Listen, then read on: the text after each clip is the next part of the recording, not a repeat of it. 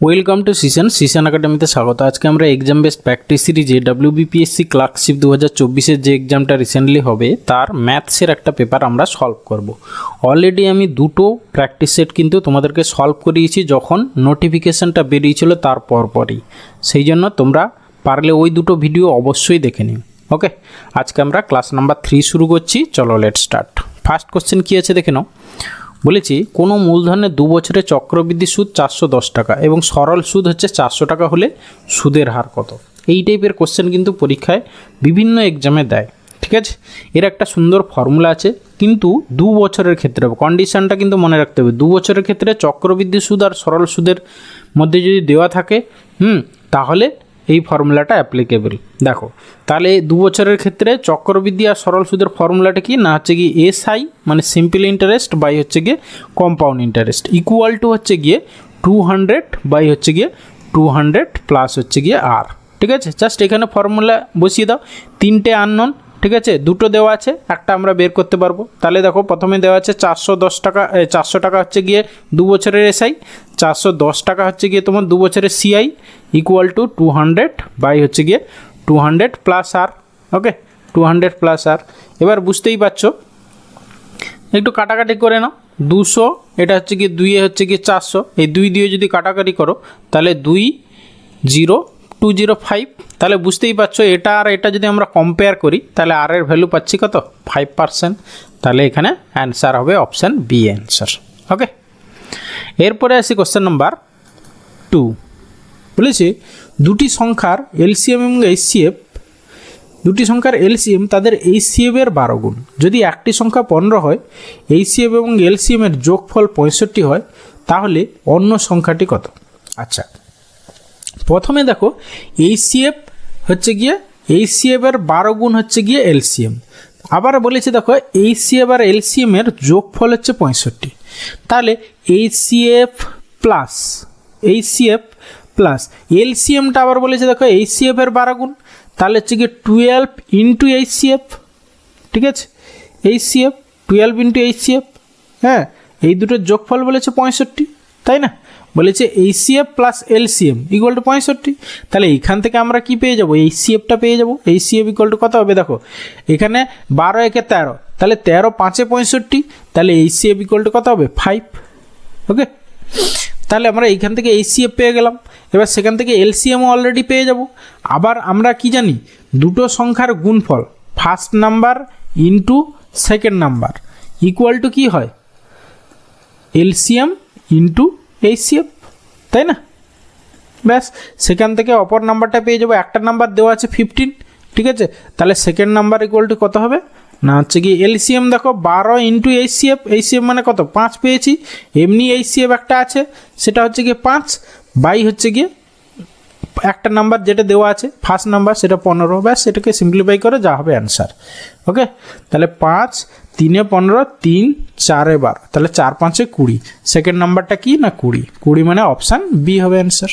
ওকে, এরপরে এসে question number 3। বলেছে একটি দেওয়াল ঘড়িতে 6টার ঘন্টা বাজতে 3 সেকেন্ড সময় লাগে, ওই ঘড়িতে 9টার ঘন্টা বাজতে কত সময় লাগবে তা নির্ণয় করো। জাস্ট 6টার ঘন্টা বাজতে 3 সেকেন্ড, 6টা, হ্যাঁ, মানে হচ্ছে কি তুমি 6 - 1 করে দাও, ঠিক আছে, মানে হচ্ছে কি 5।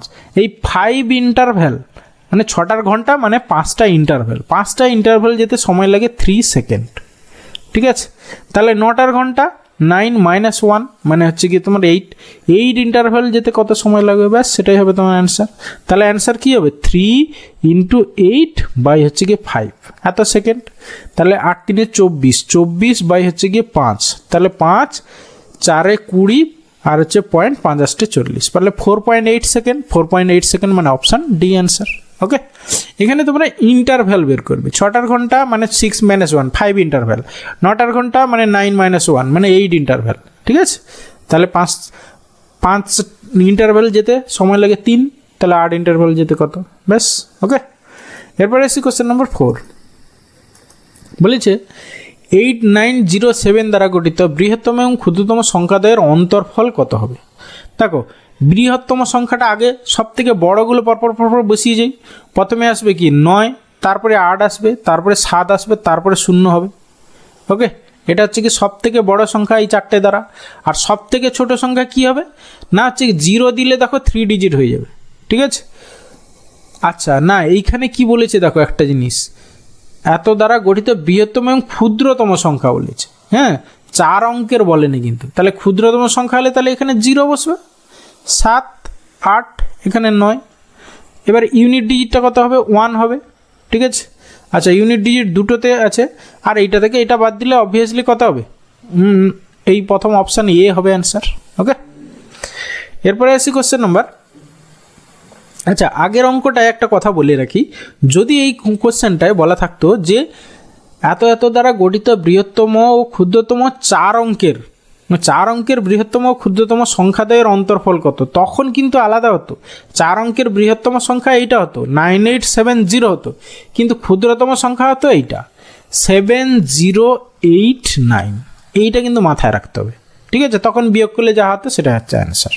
ওকে, এরপরে এসি কোশ্চেন নাম্বার 5। কি বলেছে দেখো, বলেছে সোম মঙ্গল বুধ একটি কলেজে একটি ক্লাসের ছাত্রদের গড় উপস্থিতি 32 এবং বুধ বৃহস্পতি শুক্র শনি এই 4 দিনের গড় উপস্থিতি হচ্ছে 30, ঠিক আছে।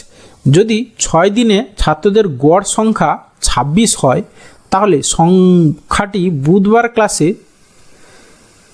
আচ্ছা ভাষাটা একটু গন্ডগোল আছে, বুধবার ক্লাসে কতজন ছাত্র উপস্থিত ছিল, ব্যাস 6 জনে হচ্ছে গিয়ে তোমার দেখো প্রথম 3 দিনে এভারেজ 32 জন করে, তাহলে তো 3 দিনে টোটাল কত 3 × 32 প্লাস পরে দেখো 4 দিনে 4 × 30।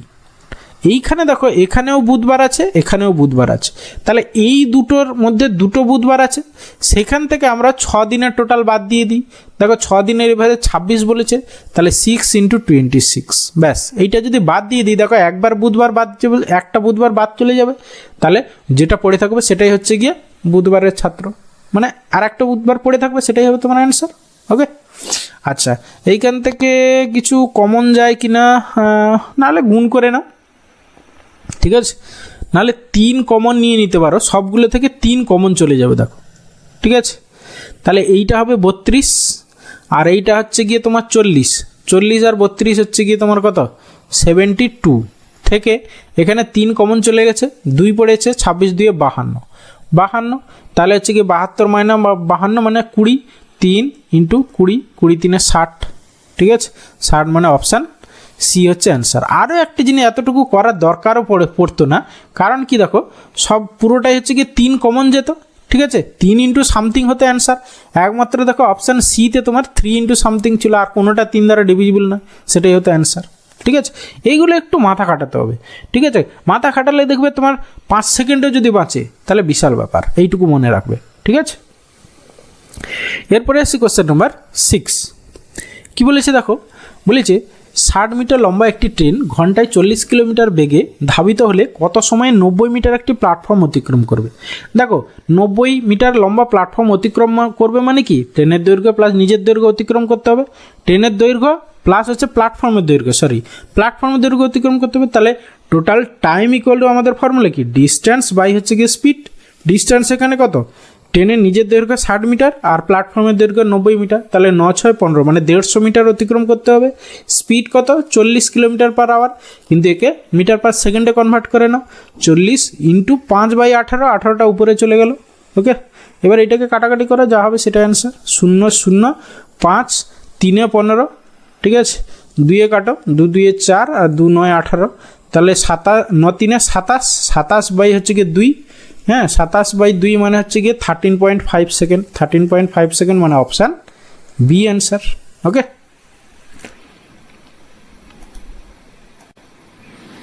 দেখো কোশ্চেন নাম্বার 7 কি বলেছে, বলছে XYZ 6000 টাকায় একটি কাজ করার জন্য চুক্তিবদ্ধ হলো। এক্স এবং ওয়াই যথাক্রমে এক্স এবং ওয়াই একত্রে কাজটি 3/4 অংশ করলো, বাকি কাজটি জেড একা শেষ করলো। জেডের মজুরি কত টাকা, ঠিক আছে। দেখো মজুরি কীরকম পাবে, যে যত বেশি কাজ করবে সে তত বেশি টাকা পাবে, ব্যাস, ঠিক আছে। তাহলে দেখো এক্স ওয়াই হচ্ছে গিয়ে 3/4 অংশ কাজ করেছে, জেড কত করেছে, তাহলে 1/4 অংশ, তাহলে X plus Y is to Z, এদের কাজের পরিমাণের রেশিও কত, 3/4 ইস টু হচ্ছে গিয়ে 1/4, মানে হচ্ছে কি 3:1, ঠিক আছে। তাহলে টোটাল হচ্ছে গিয়ে 6,000 টাকা। তাহলে জেডের মজুরি কত হবে? 6,000 ইন্টু হচ্ছে গিয়ে 1/4, ব্যাস যা হবে সেটাই অ্যান্সার। 4 15 60, মানে হচ্ছে গিয়ে 1500 টাকা পাবে জেড, মানে অপশান বি অ্যান্সার। ওকে, এরপরে আসি কোশ্চেন নাম্বার 8। বলে যে দুটি সংখ্যার যোগফল তাদের বিয়োগফলের দ্বিগুণ, সংখ্যা দুটির অনুপাত হলো। ঠিক আছে, ধরে নিই সংখ্যা দুটো এক্স ওয়াই, তাহলে X plus Y equal to বলেছে তাদের বিয়োগফলের দ্বিগুণ 2 × x - y, ব্যাস এখান থেকে x/y বের করে নিই। তাহলে হচ্ছে কি 2x, এদিকে x আছে মানে শুধু x, ইকুয়াল টু হচ্ছে এই 2 - 2y এদিকে আসবে মানে 3y, ঠিক আছে। তাহলে x/y ইকুয়াল টু 3:1, 3:1 মানে অপশান সি অ্যান্সার। এরপরে আসি কোশ্চেন নাম্বার 9। দেখো কি বলেছে একটি শুয়োপোকা মাটি থেকে 75 ইঞ্চেস উঁচু একটি খুঁটি বেয়ে উঠছে। দিনের বেলায় সে 5 ইঞ্চেস উপরে ওঠে, আবার রাতের বেলায় 4 ইঞ্চি করে নেমে যায়, মানে আলটিমেটলি সে দিন আর রাত মিলিয়ে 1 ইঞ্চি করে উপরে ওঠে। ঠিক আছে, তাহলে সে খুঁটির উপরে প্রথম কখন পৌঁছাবে?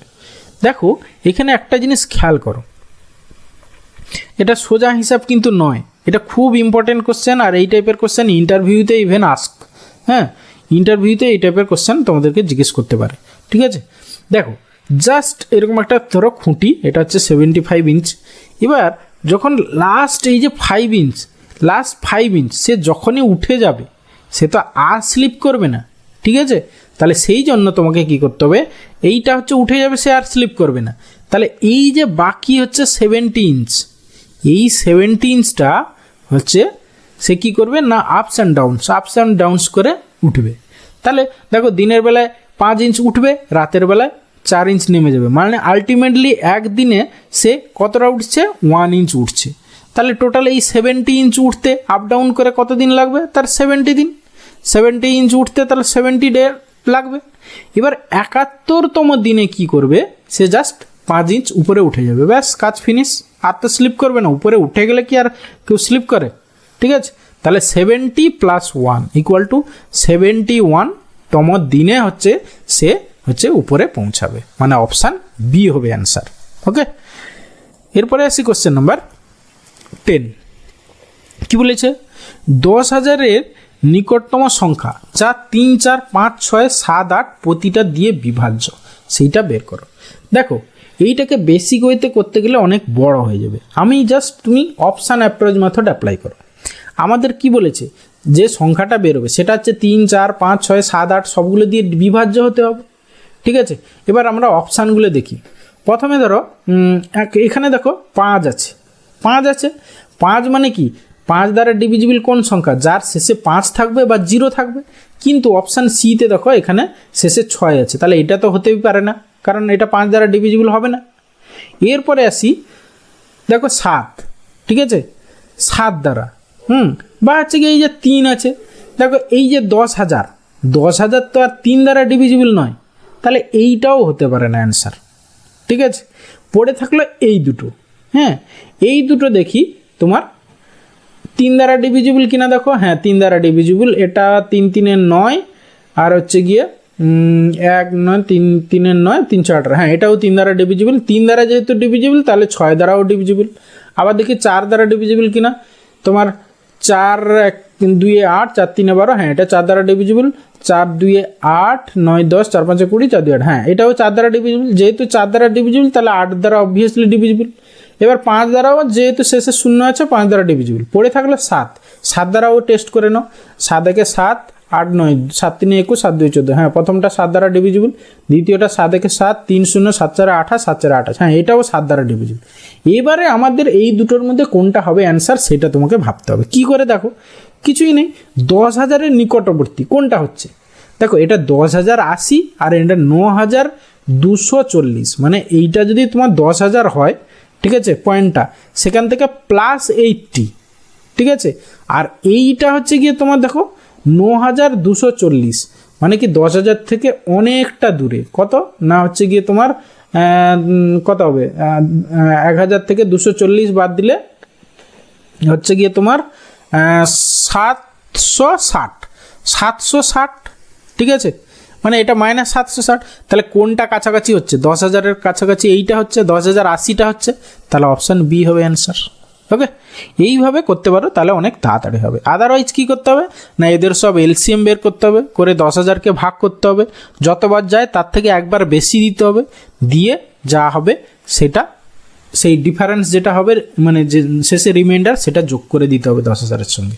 ঠিক আছে, অঙ্কটা অনেক বড় হবে, সেই জন্য আমি বলবো অপশান অ্যাপ্রোচ মেথড এই টাইপের কোশ্চেন।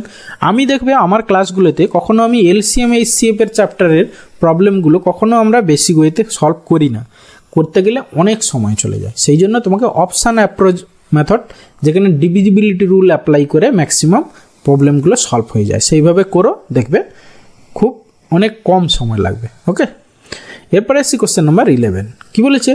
একজন অসাধু ব্যবসায়ী, অসাধু ফল বিক্রেতার দামে তার পণ্য বিক্রি করে, কিন্তু সে কেজি ওজনের জন্য 900 গ্রাম ওজন ব্যবহার করে, তার লাভ শতাংশ কত হলো? মানে কি বলতে চাইছে যে সে যত টাকায় ধরো 5 টাকা কেজি ধরে কিনলো, সে 5 টাকা কেজি ধরেই বিক্রি করছে, কিন্তু কি করছে? ওজনে কম দিচ্ছে। ঠিক আছে, 1000 গ্রামের জায়গায় 900 গ্রাম দিচ্ছে। ঠিক আছে, মানে 1 কেজির পরিবর্তে 900 গ্রাম দিচ্ছে, তাহলে ওখানেই তার লাভ হয়ে যাচ্ছে। সেইটার ফর্মুলা আছে কি না, ট্রু ওয়েট ফর্মুলা দেখো, true weight minus false weight by হচ্ছে গিয়ে ফলস ওয়েট ইন্টু 100। ওকে, এইটা হচ্ছে গিয়ে আমাদের ফর্মুলা। তাহলে ট্রু ওয়েট হচ্ছে গিয়ে দেখো 1000 গ্রাম, ফলস ওয়েট হচ্ছে গিয়ে 900 গ্রাম, বাই হচ্ছে গিয়ে ফলস ওয়েট ইন্টু হচ্ছে গিয়ে 100, এটা হচ্ছে গিয়ে ফর্মুলা। এইটা করো, যা হবে সেটা হচ্ছে পার্সেন্টেজ। তাহলে উপরে হচ্ছে গিয়ে 100/900 মানে 1/9 ইন্টু 100 মানে 100/9 মানে 11.1%। 11.1% মানে হচ্ছে কি তোমার অপশান সি হবে অ্যান্সার। ওকে, এরপরে এসছি কোশ্চেন নাম্বার 12। কি বলেছে? 1 ঘন্টার কত শতাংশ 1 মিনিট 48 সেকেন্ড? আচ্ছা, 1 ঘন্টার যার রেসপেক্টে সেটা হচ্ছে কি নিচে থাকবে। এবারে যেহেতু পুরোটাকে সেকেন্ডে কনভার্ট করে নিই, তাহলে হচ্ছে 1 ঘন্টা মানে কত? 3600 সেকেন্ড। ওকে, আর 1 মিনিট 48 সেকেন্ড মানে 1 মিনিট মানে 60 সেকেন্ড, আর হচ্ছে 48, 60 আর 48 মানে 6 মানে 108। এইটা এত ইন্টু 100 করে দাও পার্সেন্টেজ।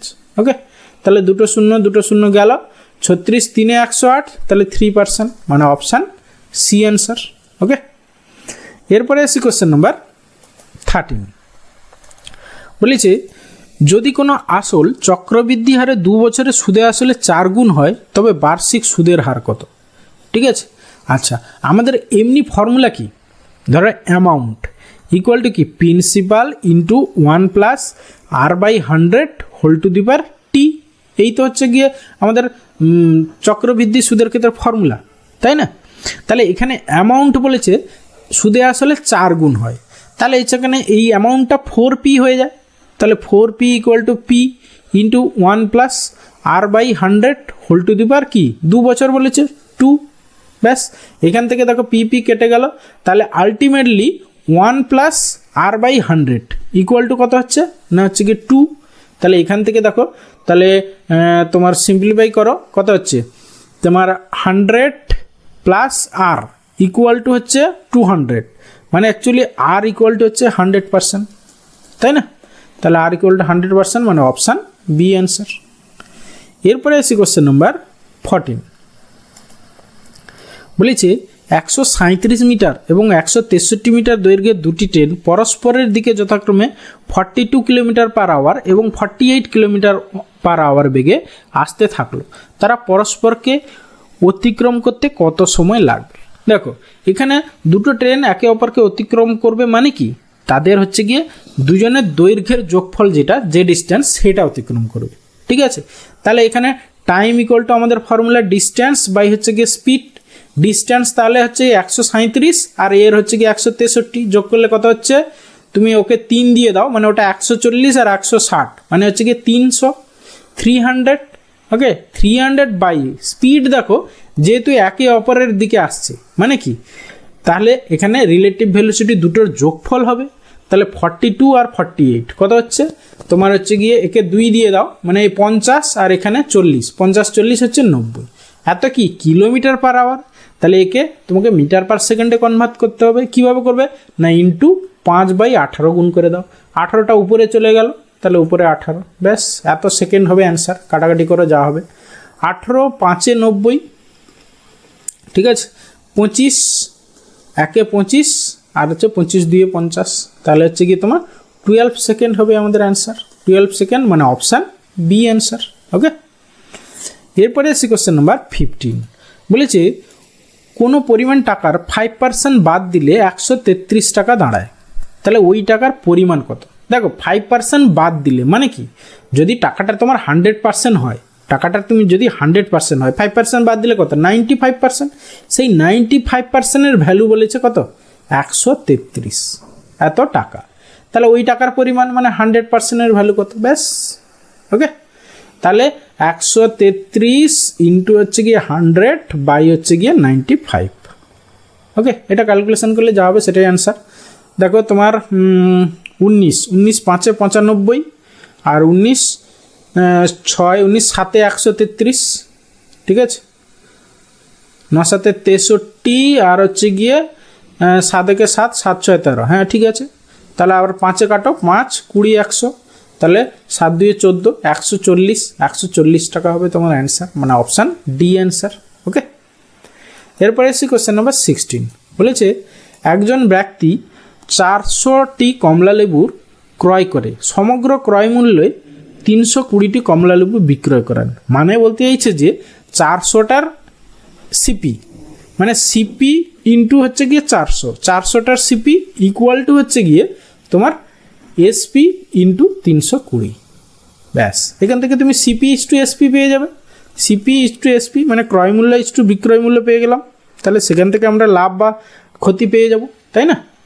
তাহলে হচ্ছে গিয়ে 0 0 কাটলো, তারপরে হচ্ছে গিয়ে 4 8 32 আর 4 10 40, না 8 কাটো, 8 4 32 আর 8 5 40, তাহলে সিপি ইস টু এসপি হচ্ছে গিয়ে 4:5। ওকে, তাহলে লাভ কত হবে না হচ্ছে কি 1 unit out of 4 unit into 100, ঠিক আছে। 4 25 সঙ্গে 100 মানে 25% লাভ হবে। 25% লাভ মানে অপশান ডি অ্যান্সার। ওকে, এরপরে আসি কোশ্চেন নাম্বার 17। বলেছে কোনো সংখ্যা হতে তার 40% বিয়োগ করলে বিয়োগফল হচ্ছে 300 হবে। হ্যাঁ, তাহলে সংখ্যাটা ধরে না 100%, ঠিক আছে। 100% থেকে 40% বাদ দিলে মানে 60%, সেই 60%-এর ভ্যালু বলেছে কত? 300। ওকে, তাহলে 100%-এর ভ্যালু কত? সংখ্যাটা 100%, তার ভ্যালু কত? 60 ইন্টু কত করলে 30 হচ্ছে, 300 হচ্ছে, ইন্টু 5 করলে, তাহলে এইটা ইন্টু 5 করে দাও, তাহলে এটা 500 হবে অ্যান্সার। সংখ্যাটা হবে 500, মানে অপশান এ অ্যান্সার। ওকে, দেখো কোশ্চেন নাম্বার 18 কি বলেছে? বলছে রাম শ্যাম একটি কাজ যথাক্রমে 15 দিনে ও 20 দিনে করতে পারে, তারা একত্রে কাজটি শেষ করলো, তাদের উপার্জনের অনুপাত কত? ঠিক আছে, এখানে দেখো তুমি টাইম রেশিও আগে বের করো। রাম আর শ্যামের টাইম রেশিও কত? টাইম রেশিও মানে শর্টে লিখছি টিআর। টিআর ইকুয়াল টু কত না হচ্ছে গিয়ে 15:20, 5 3 15, 5 4 20। এবার দেখো টাইম রেশিও যা ওয়েজ রেশিও বা হচ্ছে গিয়ে এফিসিয়েন্সি রেশিও, অ্যাকচুয়ালি এফিসিয়েন্সি যে বেশি কাজ করবে সে বেশি টাকা পাবে, সোজা কথা, ঠিক আছে। সেই জন্য এফিসিয়েন্সি রেশিও আমরা জানি কি টাইম রেশিও যা হয় এফিসিয়েন্সি রেশিও তার উল্টো হয় 4:3। অ্যাকচুয়ালি উপার্জন করবে সেটা এফিসিয়েন্সি রেশিও অনুসারে। তাহলে এখানে তাদের উপার্জনের অনুপাত চেয়েছে 4:3 হবে অ্যান্সার, মানে অপশান ডি অ্যান্সার। ওকে, এরপরে আসি কোশ্চেন নাম্বার 19। বলেছে এ ও বি এর আয়ের অনুপাত হচ্ছে 3:4, তাদের খরচের অনুপাত 2:3, প্রত্যেকে 200 টাকা সঞ্চয় করলে এ ও বি এর আয়ের অনুপাত কত? ঠিক আছে, আচ্ছা এইখানে আমরা ধরে নিই এ আর বি এর আয় হচ্ছে গিয়ে তোমার এর হচ্ছে 3x আর ওর হচ্ছে গিয়ে 4x। এবার তাদের থেকে 200 টাকা প্রত্যেকে সঞ্চয় করে, তাহলে 200 টাকা বাদ দিয়ে দাও, এখান থেকে 200 টাকা বাদ দিয়ে দিলে পড়ে থাকলো যা সেটা হচ্ছে কি খরচ, সেই খরচের অনুপাত দেওয়া আছে কত? 2:3, তাহলে 2/3। ব্যাস, এখান থেকে তুমি এক্সের ভ্যালু বের করে নাও। 3 3 9x আর হচ্ছে গিয়ে 4 2 8x, মানে শুধু এক্স ইকুয়াল টু দেখো এখানেও 200 এখানেও 200, এখানেও মাইনাস সাইন এখানেও মাইনাস সাইন, তাহলে এই দুটো ডিফারেন্স বের করো কত? 1 ইন্টু 200, তাহলে এক্সের ভ্যালু হয়ে গেলো 200। ওকে, তাহলে এক্সের ভ্যালু 200 হয়ে গেল। তাদের আয়ের কত টাকা বলেছে, তাহলে একজনের হচ্ছে 3x মানে 3 দিয়ে 600 টাকা, আর একজনের হচ্ছে গিয়ে তোমার 4x মানে 4 দিয়ে 800 টাকা। 600 টাকা 800 টাকা মানে অপশান এ হবে অ্যান্সার। ঠিক আছে, এরপরে দেখো কোশ্চেন নাম্বার 20 বলেছে পি এর 25% ইকুয়াল টু কিউ এর 20% হলে পি কিউ এর কত শতাংশ, মানে কত পার্সেন্ট। জাস্ট পি এর 20%, আচ্ছা 25% মানে আমরা জানি কত, 1/4, হ্যাঁ, তাহলে ইকুয়াল টু কিউ এর, তাহলে কিউ ইন্টু 20% মানে 1/5, হ্যাঁ, 25% মানে 1/4 আর 20% মানে 1/5। না হলে তোমরা কী করতে হবে, 25/100 এখানে 20/100 করে কাটাকাটি করবে, সেই একই জিনিস চলে আসবে। এবার দেখো এখানে চেয়েছে কি পি কিউ এর কত শতাংশ, তাহলে অ্যাকচুয়ালি পি ইকুয়াল টু কত বের করে নাও। তাহলে পি ইকুয়াল টু হচ্ছে কিউ ইন্টু দেখো 4/5 হচ্ছে, এই 4/5 বলছে কত পার্সেন্ট, যেহেতু সেই জন্য এখানে তুমি 100 গুণ করে দাও, তাহলে পার্সেন্টেজ এত পার্সেন্টেজ হয়ে যাবে, ব্যাস। তাহলে ইকুয়াল টু 5, 20, 100, ঠিক আছে, তাহলে 20 4 80, তাহলে কিউ এর কত 80%, কিউ এর 80% মানে অপশান বি হবে অ্যান্সার। ওকে, এরপরে এসি কোশ্চেন নাম্বার 21 বলে যে কোনো সংখ্যার 10% কমালে 54 হয়, শতকরা কত বাড়ালে 72 হবে। দেখো 10% কমালে মানে কি 90%, সেই 90%-এর ভ্যালু কত বলেছে 54, না এখানে আমার পার্সেন্টেজে বের করতে হবে। তাহলে 54 ইকুয়াল টু হচ্ছে গিয়ে তোমার 90%, ঠিক আছে, তাহলে 72 ইকুয়াল টু আমরা কত পার্সেন্ট বের করে নিই। তাহলে 90 ইন্টু 72 বাই হচ্ছে গিয়ে 54, 9 দিয়ে কাটো, 9 6 54, 9 8 72, তারপরে হচ্ছে গিয়ে আরও কাটাকাটি করে না, এটা 2 2 4 8, 2 3 6, 2 4 8, 2 3 6, এবার 3 কাটো, 3 30 90, তাহলে 4 3 12, 120%। এবারে কী চেয়েছিল, বলে কোনো সংখ্যা 10% কমালে এত হয়, তাহলে শতকরা কত বাড়ালে 72 হবে। দেখো অ্যাকচুয়ালি সংখ্যাটা হচ্ছে গিয়ে তোমার 100%, তাহলে সেখান থেকে কত বেড়েছে, দেখো 20% বেড়েছে, 20% মানে অ্যান্সার অপশান সি হবে অ্যান্সার। ওকে, এরপরে আসি কোশ্চেন নাম্বার 22 বলেছে 2 কেজি আলুর দাম 6 টাকা আর 4 কেজি পেঁয়াজের দাম 15 টাকা, আলু ও পেঁয়াজের বাজার দরের অনুপাত কত। বাজার দর মানে কি সেম কোয়ান্টিটির ভ্যালু যা হবে তাদের রেশিও। দেখো এখানে 2 কেজি আলুর দাম বলেছে 6 টাকা আর 4 কেজি পেঁয়াজের দাম 15 টাকা, তাহলে এটাকেও তুমি 4 কেজি করে নাও, তাহলে 4 কেজি আলুর দাম কত হবে, 2 কেজি আলুর দাম যদি 6 টাকা হয়, 4 কেজি আলুর দাম হচ্ছে 6 ইন্টু 2 মানে হচ্ছে গিয়ে 12 টাকা হবে, ঠিক আছে। তাহলে 4 কেজি আলু আর 4 কেজি পেঁয়াজের যা রেশিও সেটাই হচ্ছে গিয়ে বাজার দরের অনুপাত, ঠিক আছে। তাহলে এখানে তোমার প্রথমে আলু আছে, তাহলে 12:15 হবে তোমার অ্যান্সার। 3 কাটো, 3 4 12, 3 5 15, 4:5 হবে অ্যান্সার, মানে অপশান সি। এখানে তোমরা 1 কেজি বের করতে পারতে, কিছুই নেই, আলুর 1 কেজির দাম বের করবে, পেঁয়াজেরও 1 কেজির দাম বের করবে, সেটাও রেশিও বের করলে দেখবে একই আসবে, ঠিক আছে। মানে সেম কোয়ান্টিটির প্রাইসটার রেশিও বের করলেই সেটাই হচ্ছে গিয়ে বাজার দর। ওকে, এরপরে আসছি কোশ্চেন নাম্বার 23 বলছে একটি দ্রব্য 720 টাকায় বিক্রি করলে 10% ক্ষতি হয়, দ্রব্যটির ক্রয় মূল্য কত। দেখো ক্রয় মূল্য সবসময় 100%, এবার 720 টাকায় বিক্রি করলে তার 10% ক্ষতি হয়, মানে কি 90%-এর ভ্যালু হচ্ছে গিয়ে তোমার 720 টাকা। ওকে, 720 টাকা, তাহলে ক্রয় মূল্য মানে হচ্ছে 100%-এর ভ্যালু কত, বাস সেটা হবে অ্যান্সার। দেখো 90 ইন্টু 8 করলে হচ্ছে 720 হচ্ছে, তাহলে এত ইন্টু 8 মানে হচ্ছে গিয়ে 800 টাকা হচ্ছে গিয়ে তার ক্রয় মূল্য, 800 টাকা মানে অ্যান্সার অপশান বি হবে অ্যান্সার। ওকে, এরপরে এসছি কোশ্চেন নাম্বার 24 কি বলেছে 3টি সংখ্যার লসাগু যদি 120 হয় তবে নিচের কোনটি তাদের গসাগু হতে পারে না। একটু কনসেপ্ট বলি, দেখো সব সময় ধরো সংখ্যাগুলো আমরা এইরকম করে ধরি, কীরকম করে ধরি না, ধরো গসাগু ইন্টু, ধরো সাপোজ আমি ধরো 3টে সংখ্যা, আমি একটু এক্সাম্পল দিই বুঝতে সুবিধা হবে। ধরো একটা আছে ধরো 12, একটা আছে 18 আর একটা আছে ধরো 24, ঠিক আছে। এদের গসাগু কত হবে, দেখো 6 এদের গসাগু, এটা হচ্ছে কি দেখো 6 ইন্টু 2 এটা দেখো 6 × 3, এটা দেখো 6 × 4, ঠিক আছে। দেখো এই HCFটা সবার ক্ষেত্রে কমন, ঠিক আছে। হ্যাঁ, আর এদের লসাগু কী হবে, 6 তো একবার হবে, ইন্টু 2 × 3 × 4, ঠিক আছে, এইটা থাকবে। তাহলে কি আমরা দেখতে পাচ্ছি লসাগুর মধ্যে গসাগু একটা ফ্যাক্টর থাকবেই, ঠিক আছে। তাহলে কি যে লসাগুটা হলো তাকে গসাগু দ্বারা অবভিয়াসলি ডিভিজিবল হতেই হবে, ঠিক আছে। দেখো এটা 6 দ্বারা ডিভিজিবল হবে, তাহলে আমাদের অ্যান্সার কী হবে, 120কে দেখতে হবে কোন সংখ্যাটা দ্বারা ডিভিজিবল হচ্ছে না, এই যে হতে পারে না বলেছে না। দেখো 120কে 12 দ্বারা ভাগ করা যাবে, মানে এটা হবে, এটা গসাগু হবে। আবার 16 দিয়ে ভাগ করে, 16 5 80, 16 4 16 6 96, 16 7 112, 16 8 128। দেখো 16 কিন্তু 120কে ভাগ করতে পারে না, তাহলে এটাই হবে অ্যান্সার। 15 8 120 হবে, আর 24 5 120 হবে, এইটাও হবে, এটাও হবে। হ্যাঁ, এগুলো গসাগু হবে, কিন্তু একমাত্র 16 যেটা 120কে ডিভাইড করতে পারে না। হ্যাঁ, মানে 120 16 দ্বারা নট ডিভিজিবল, সেই জন্য এটাই হবে না গসাগু। ওকে, সেই জন্য আমাদের এই কনসেপ্টটা জানতে হবে। ওকে, এরপরে আসি কোশ্চেন নাম্বার 25।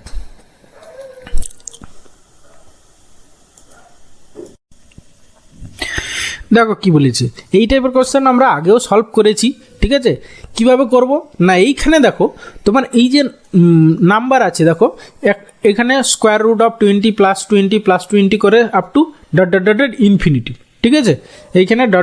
ইনফিনিটিভ আছে, ঠিক আছে। যখনই এরকম টাইপের কোশ্চেন থাকবে, এই যে নাম্বারটা দেখাচ্ছে, দেখো 20 20 20, সেই 20টাকে কি করবে না, দুটো পরপর কনজিকিউটিভ নাম্বারের প্রোডাক্ট হিসেবে এক্সপ্রেস করো। তাহলে একে আমরা 4 × 5 করতে পারি, 4 5 20।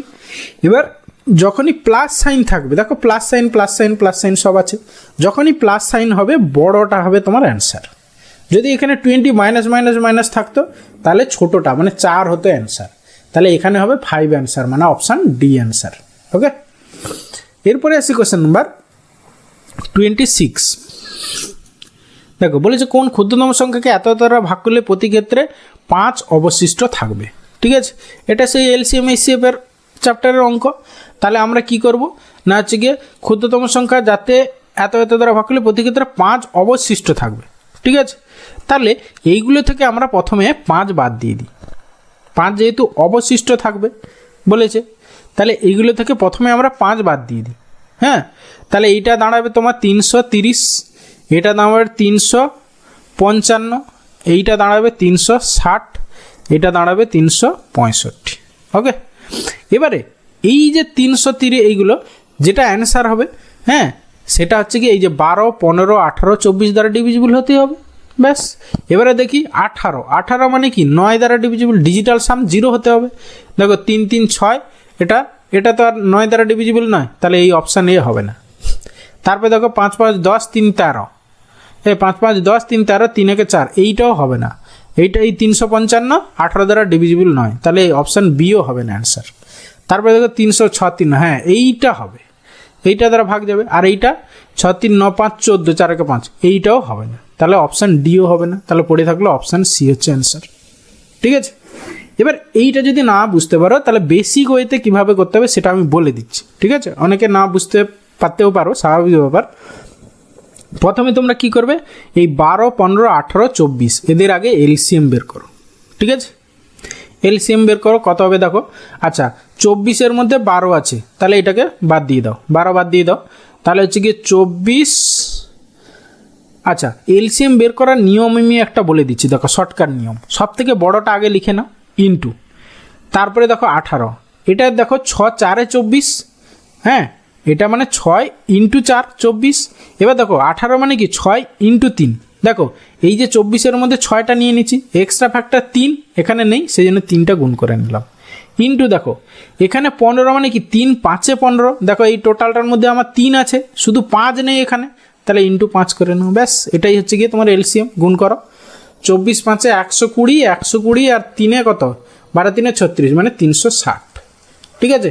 তাহলে এদের আমরা LCM বের করে নিলাম, কত 360। এবারে বলছে প্রতি ক্ষেত্রে 5 অবশিষ্ট থাকবে, তাহলে অ্যান্সার কত হবে 360 + 5 = 365 অ্যান্সার, ঠিক আছে। 365 মানে অপশান সি, দেখো আমি বের করেছিলাম, ঠিক আছে, এই হচ্ছে গিয়ে বেসিক ওয়ে। ঠিক আছে, দেখো যারা এইভাবে বুঝতে না পারবে বেসিক ওয়ে করে নেবে, কোনো প্রবলেম নেই। ওকে, কিন্তু এইভাবে করলে অনেক তাড়াতাড়ি হয় আর কি, যদি অবশ্য বুঝতে পারো।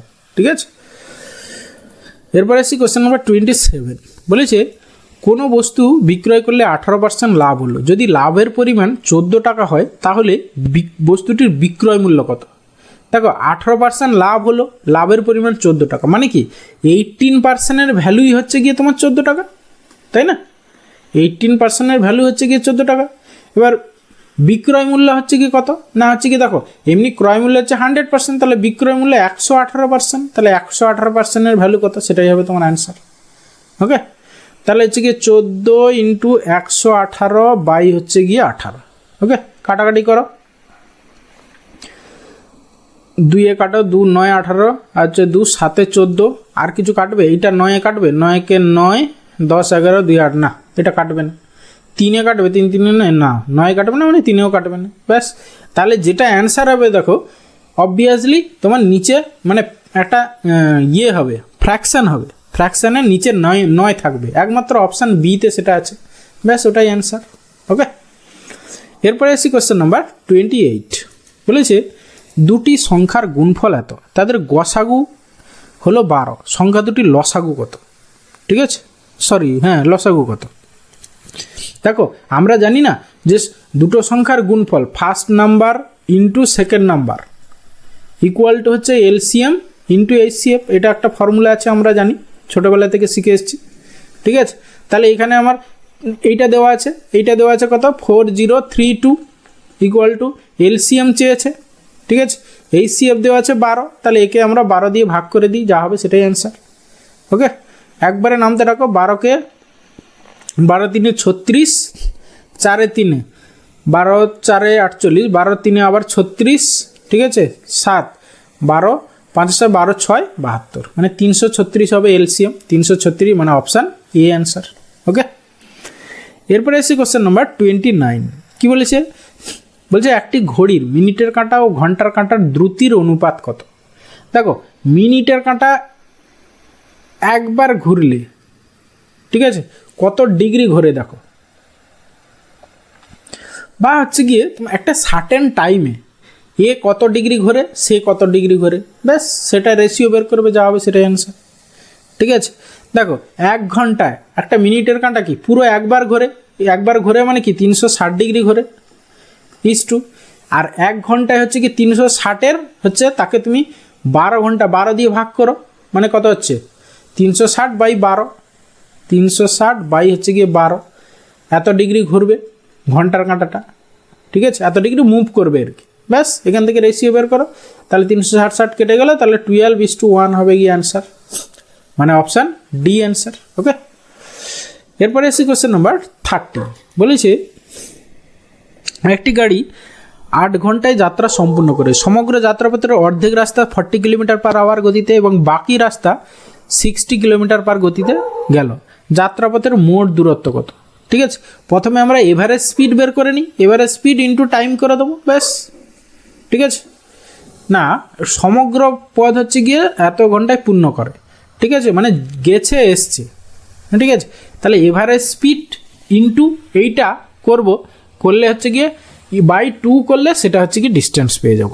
ওকে, তাহলে হচ্ছে গিয়ে বা এইভাবে করতে পারো, দুটো প্রসেস আছে। আমি যেটা বললাম প্রথমে এভারেজ স্পিড ইন্টু 8 ঘন্টা বাই 2 করে দেবে, বা ইন্টু 4 ঘন্টা করে দেবে। ঠিক আছে, তাহলে এভারেজ স্পিড আমাদের ফর্মুলা কি 2 × 40 2xy by x + y, 2 × 40 × 60 by হচ্ছে গিয়ে x + y, মানে হচ্ছে গিয়ে 100, 0 0 কেটে গেল, 0 0 কেটে গেল, হ্যাঁ, এইটা হলো এত ইন্টু হচ্ছে গিয়ে তোমার কি বললাম পুরো 8 ঘন্টা বাই হচ্ছে গিয়ে 2। ঠিক আছে, তাহলে 2 2 কেটে গেল, 6 4 24, 24 × 8, 8 4 32 2, হ্যাঁ, মানে 24 × 8, 8 4 32 2, 8 2 16, 17 18 19, মানে 192 হবে অ্যান্সার, মানে অপশান এ অ্যান্সার। আদারওয়াইজ আর একটা প্রসেস করতে পারো, যে ধরো অর্ধেকটা গেছে, ধরো ডি ডিস্টেন্স যদি হয় তাহলে প্রথমে যেতে সময় লেগেছে কত, তাহলে ডি বাই হচ্ছে গিয়ে 40 এত ঘন্টা, প্লাস আবার আসতে কত সময় লেগেছে, ডি বাই হচ্ছে গিয়ে তোমার 60, এই দুটোর যোগফল হচ্ছে গিয়ে কত 8 আওয়ার। ব্যাস এখান থেকে ডি এর ভ্যালু বের করো, তাহলে ডিটা কমন নিয়ে নাও, ইকুয়ালটা একবারে করছি দেখো, তাহলে 8 ইন্টু 60 ইন্টু 40 বাই হচ্ছে গিয়ে এই দুটোর যোগফল মানে 100। দেখো সেই একই আসছে, ঠিক আছে। তাহলে 0 0 কাটো, 0 0 কাটো, সেই গুণ করলে দেখো 8 ইন্টু 6 ইন্টু 12 সেই একই আসছে 192। যে কোনো প্রসেসে করতে পারো। এবারে স্পিড ইন্টু টাইমের অর্ধেক, টোটাল যাত্রাপথের যে টাইম লেগেছে তার অর্ধেক করলে যা হবে, বা আদারওয়াইজ এইভাবে করতে পারো।